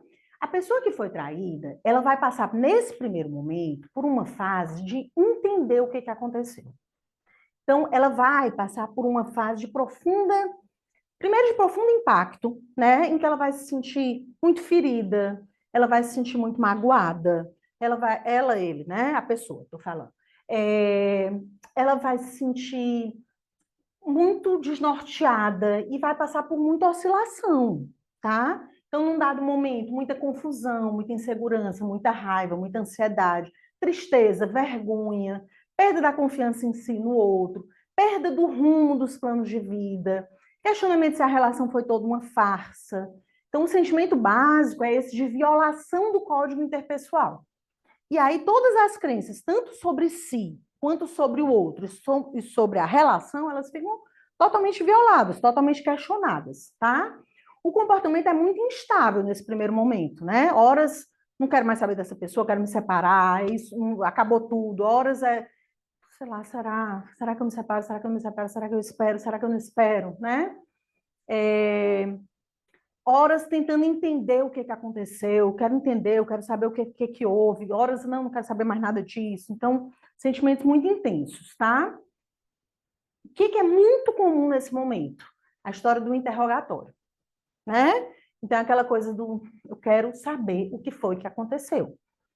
E aí, a pessoa vai oscilando. Tem hora que ela quer saber detalhes, tem hora que ela não quer saber nada mais. Não quero saber mais de nada. Você me contou tudo, não devia ter me falado isso. Mas ela foi, perguntou, ela quis saber detalhes. Tem pessoas que querem saber posições sexuais que aconteceram, lugares, cheiros, o que gostava, o que você fazia que não fez comigo, o que. Então, às vezes, são detalhes muito pequenos e, às vezes, aquilo que, num dado momento, a pessoa quis saber, num outro momento, aquilo é sentido como que nojo, que raiva, que... Então, essa oscilação, né, em relação a esse interrogatório.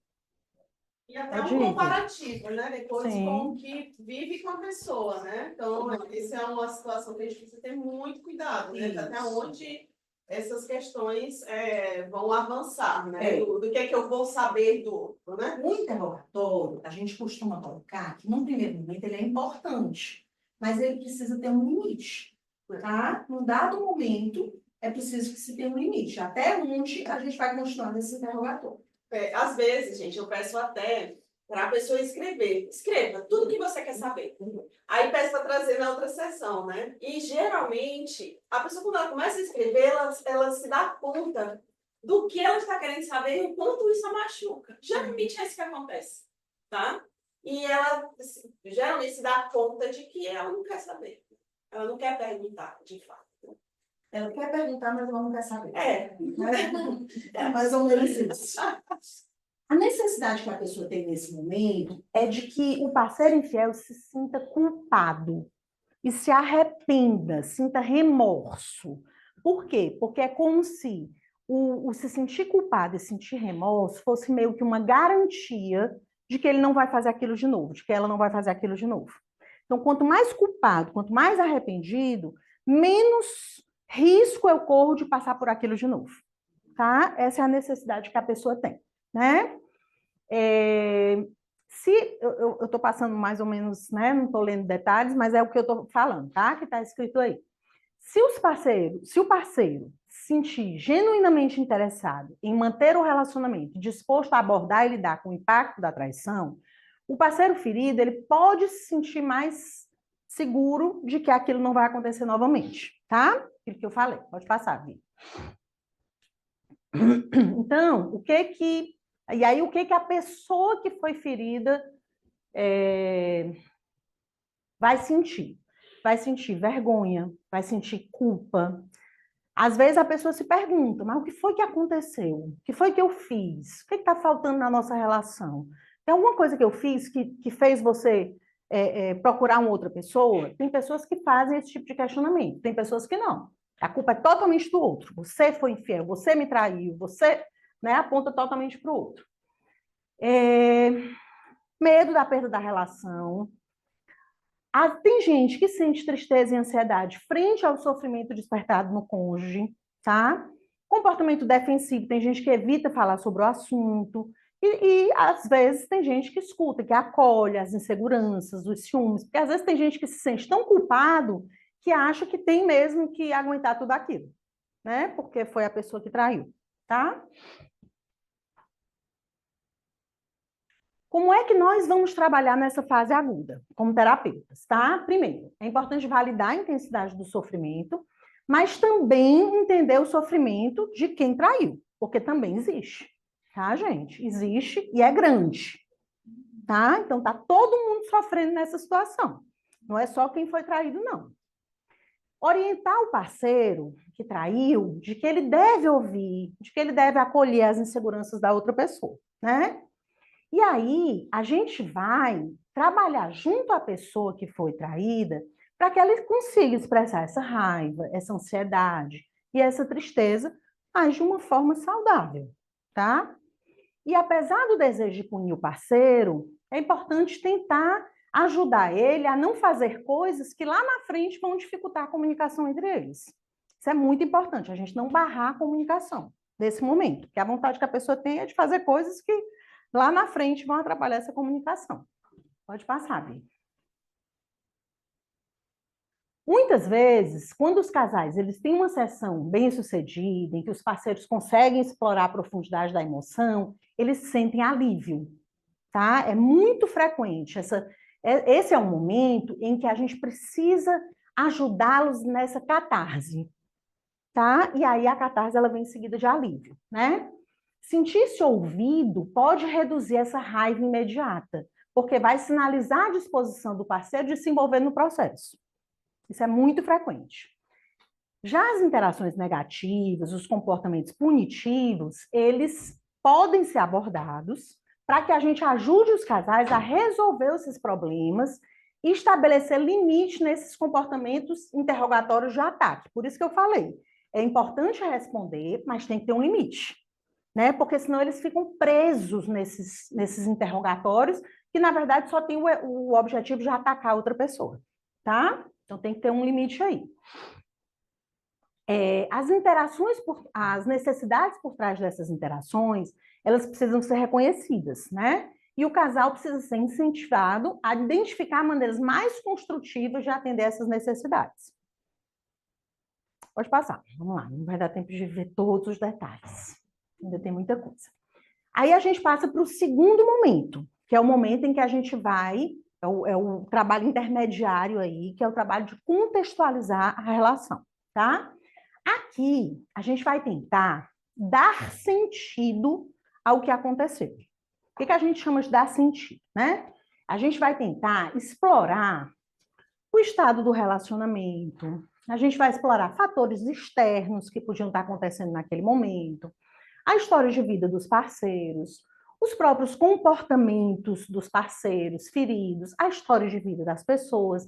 Então, a gente vai tentar entender o que estava acontecendo, tanto para cada uma daquelas pessoas, quanto para a relação, quando a infidelidade aconteceu. Tá? A gente vai procurar dar sentido a tudo o que eles estavam vivendo. Aqui, em função do tempo, a gente tem uma redução da intensidade das emoções. Passou aquele momento do impacto. Então, como a emoção baixou um pouquinho, a gente consegue puxar um pouco mais pelo racional, para que a gente consiga dar sentido, tá? A ansiedade reduziu, e aí a gente consegue também trazer essas outras temáticas para além da infidelidade. Porque naquele primeiro momento, eles só conseguem falar da infidelidade. Não consegue sair dali. Aqui a gente já consegue trazer essas outras coisas. Pode passar, Gui.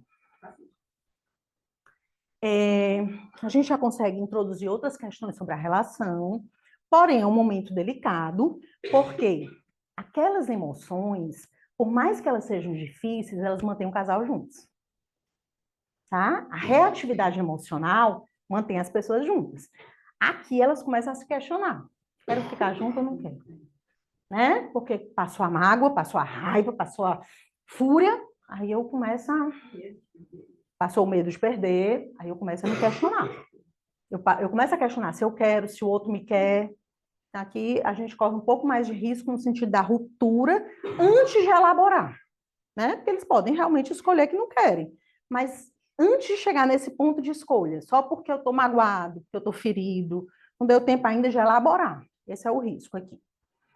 Nesse período pode ocorrer uma pseudo-intimidade, uma alternância entre euforia e disforia, né? Eles oscilam ainda um pouquinho.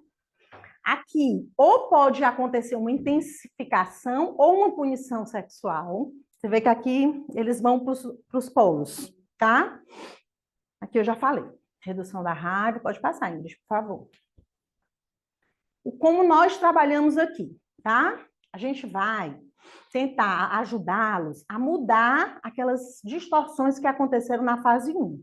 E vamos tentar ter uma narrativa mais baseada na realidade, que vai incluir todos os fatores.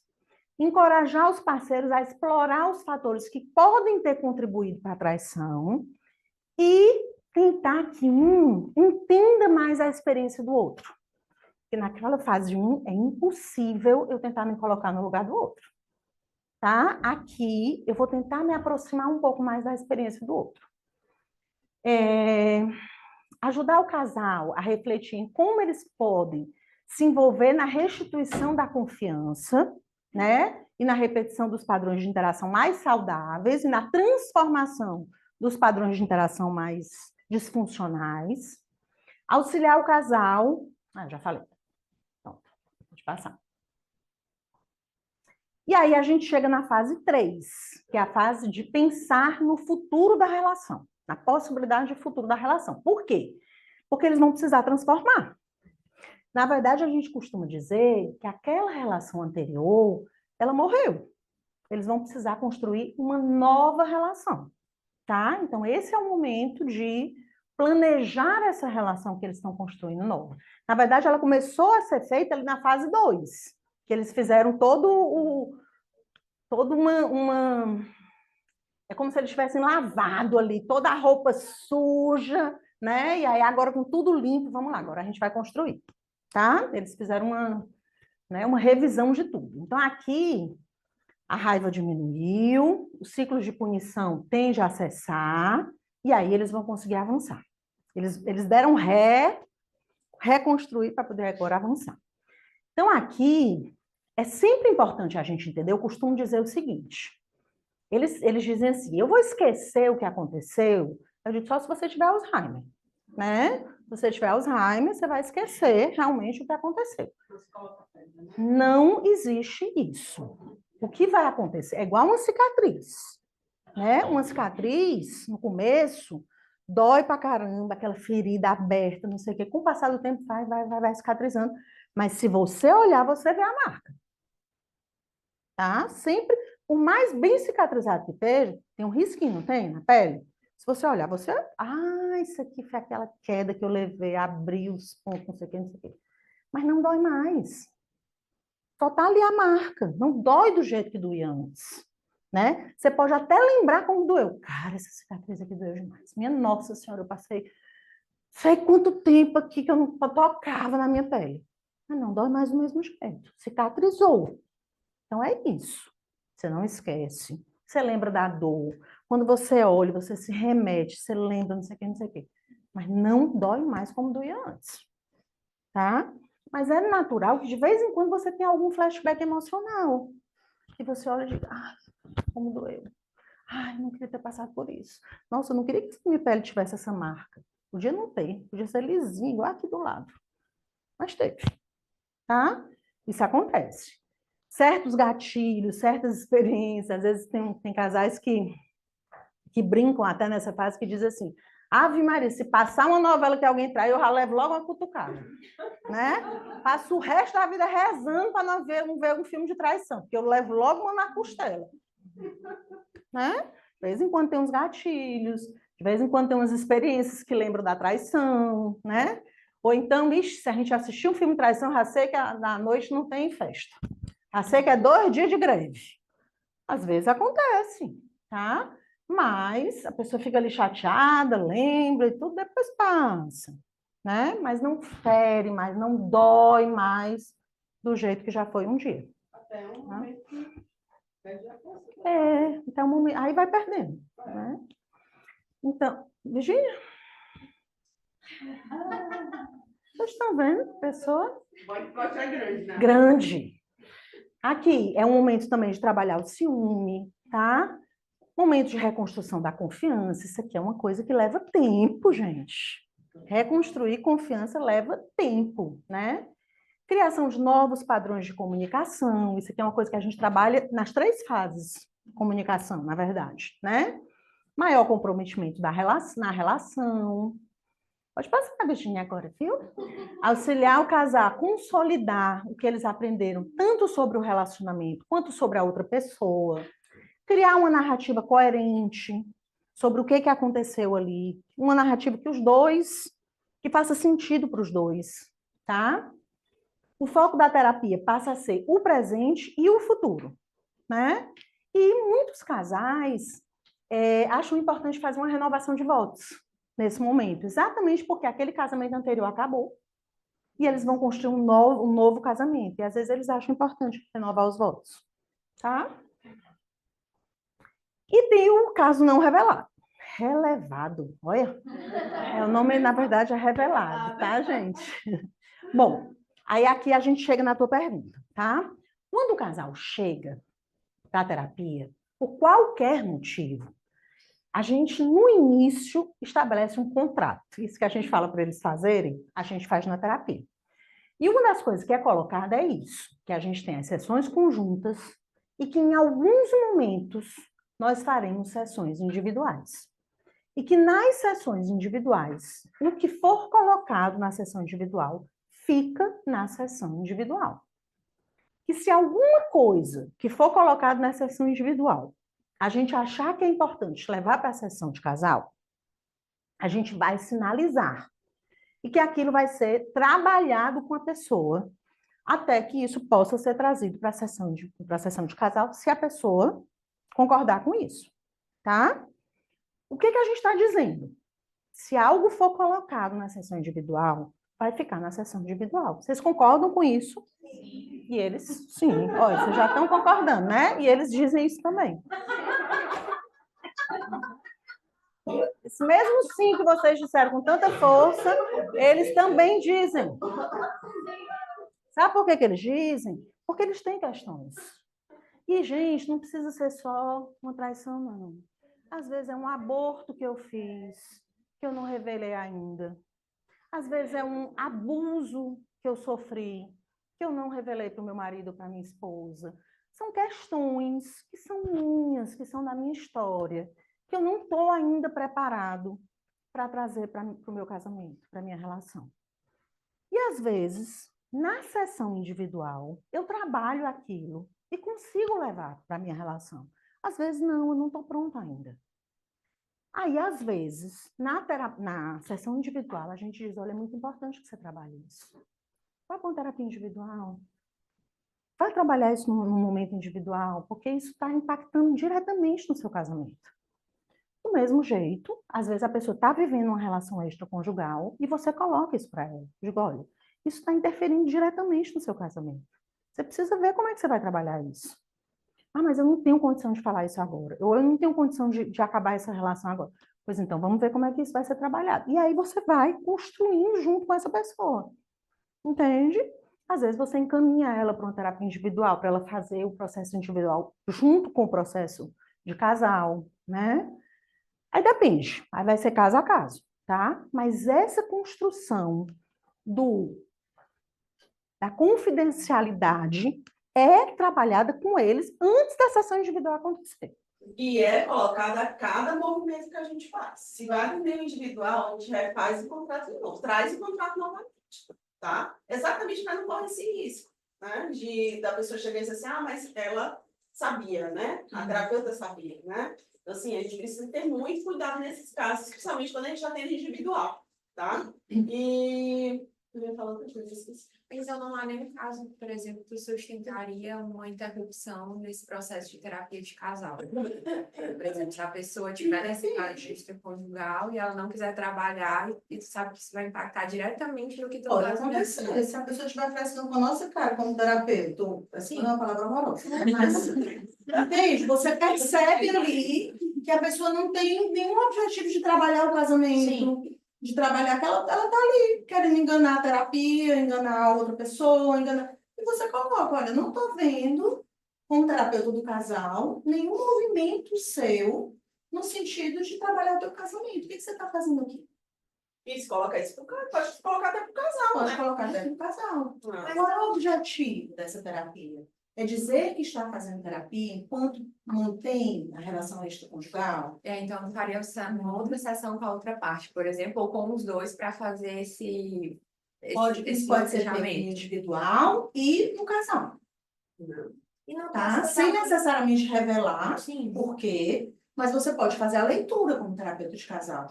Né? Eu não vejo um movimento que seja um movimento de transformação das questões que estão acontecendo entre vocês. Então, acho que é importante vocês pensarem.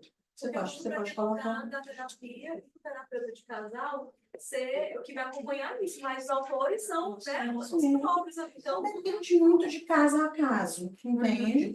Mas a gente pode colocar isso. Eu queria dizer que eu acho que o mais importante é a gente não abandonar o casal no momento que ele mais precisa. Se tem algo interferindo, se tem um segredo, eu acho que eu gosto de colocar um segredo, independente do que seja, né? Porque a partir do momento que a pessoa tem um segredo, o outro pode se sentir traído, né? Desde que seja uma terceira pessoa, se seja uma questão financeira, seja o que for, né? Então a gente guarda o segredo.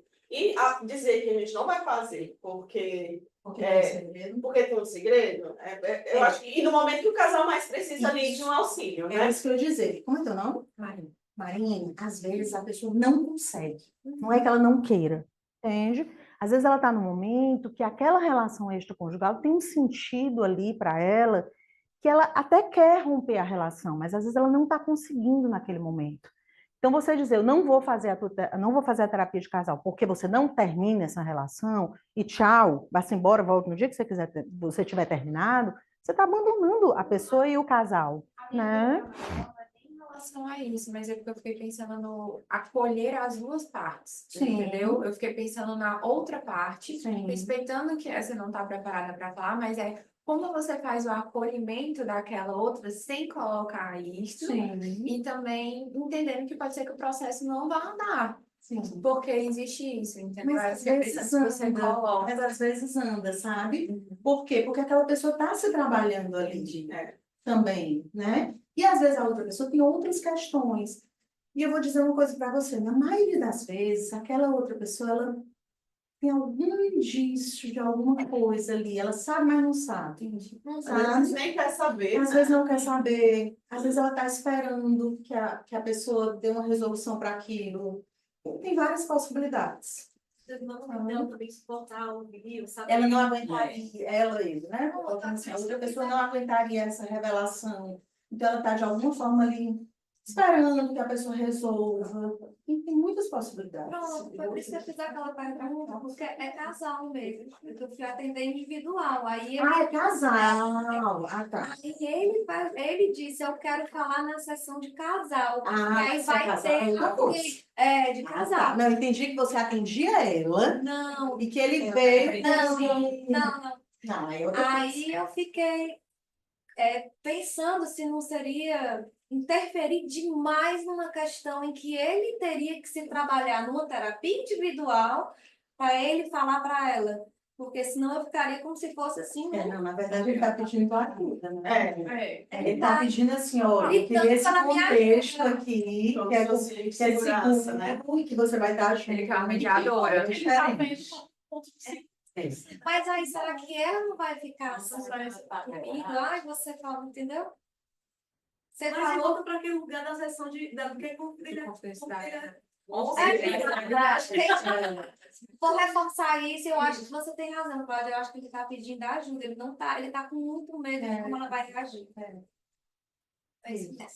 Agora, e é isso, né? Acho que depende também do terapeuta, do que assistente. A gente já teve pessoas de orientação orientando de que não conseguir guardar o segredo, né? Então, como ela vai caminhar dentro desse processo de terapia, é o terapeuta que vai informar. Se não guarda segredo, então é melhor não fazer sessões individuais, né? Porque o risco de você chegar num segredo é altíssimo, tá? Então, assim, são questões que também, a forma como caminha, né? E que vai caminhar esse processo, é o terapeuta que diz, né? Que vai... Gente, uma hora, né? Não sei que a gente já passou muito tempo, assim. Na verdade, é porque é muita coisa mesmo. Muito conteúdo, porque esses temas, eles são temas desafiadores, como a gente falou. Mas assim, a gente vai fechar, vou fechar aqui.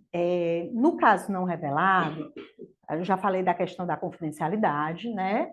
Muitas vezes a pessoa revela para o terapeuta tem que conseguir dar conta de guardar segredo, né? Na verdade, a gente deveria ser capaz de dar conta de guardar segredo, afinal de contas, nós somos terapeutas, né? Mas, porque os segredos são vários, né, gente? Às vezes, é como eu falei para vocês, são outras questões, não necessariamente ligadas à traição, mas que também são da história da pessoa, e que ela não tem condição de revelar ainda. Às vezes a gente trabalha e ele consegue revelar. Mas às vezes a gente precisa explorar as suspeitas da outra pessoa, o ciúme, e às vezes a pessoa não consegue revelar num primeiro momento, mas à medida que a gente vai trabalhando, ela vai ganhando confiança no contexto terapêutico, na situação terapêutica, e também na capacidade do outro e da relação de sustentar uma revelação. Tá? Então, às vezes, isso muda também com o passar do tempo. E aí, aqui, o foco vai ser o relacionamento do casal. Então, a gente vai reconstruir essa relação, ajudá-los a reconstruir essa relação, sem necessariamente passar pela revelação da traição, né? Aqui eu já falei, tá ok. Então, o terapeuta precisa auxiliar o casal a recriar uma atmosfera na qual o amor, o desejo, eles tenham chance de renascer. Isso pode incluir negociações, adaptações mútuas, mas, acima de tudo, envolve estimular no relacionamento do casal um clima de generosidade, de prazer mútuo, de aceitação um do outro, como indivíduos independentes e fluidos. Tá? Gosto muito dessa citação da Michelle. E aí, as referências. Ficamos. Só naquele que você passou, só para a gente tirar uma foto. Pode. É o papel do terapeuta, porque isso aí a gente acabou já falando um pouquinho. As referências, Vi. Pronto. Gente, é isso. Obrigada pela presença de vocês. Ficamos à disposição para dúvidas. Eu deixei as dúvidas para depois, porque quem quiser fica, faz pergunta, quem não quiser fica à vontade. E vocês têm os contatos da gente também, qualquer coisa fiquem à vontade. E quem se sentiu estimulado, estamos aí com as turmas abertas agora em agosto, para começar a especialização. Tá bom? Vamos! Vamos! Ficar todo mundo aí online. Quem quiser abrir as câmeras para tirar uma foto. Não, vamos ali, ó. Vamos para cá, vamos para cá. Vamos se abaixar, Vi? Vamos se abaixar. Vamos?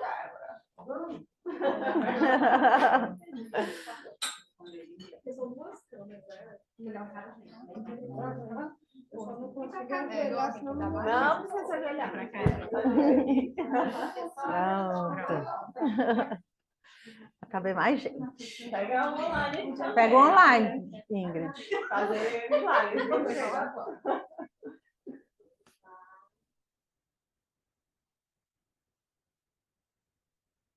Será que dá em pé?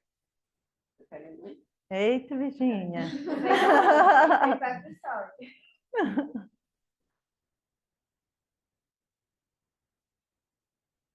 Pronto. Gente, muito obrigada. Beijos para quem está em casa. Obrigada. Quem quiser fazer alguma pergunta, fica à vontade. Tchau, tchau. Tchau. Prazer. Prazer. Obrigada. Até mais. Foi maravilhoso.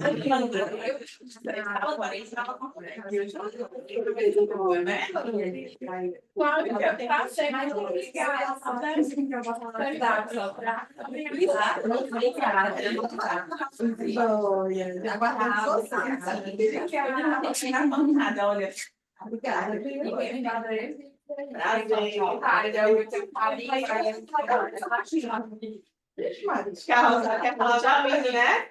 Quer, acho que não tem outra coisa que eu quero falar. Oi. Alguém quer falar, gente? Não, tá bem. Tchau, gente. Dá um cheiro.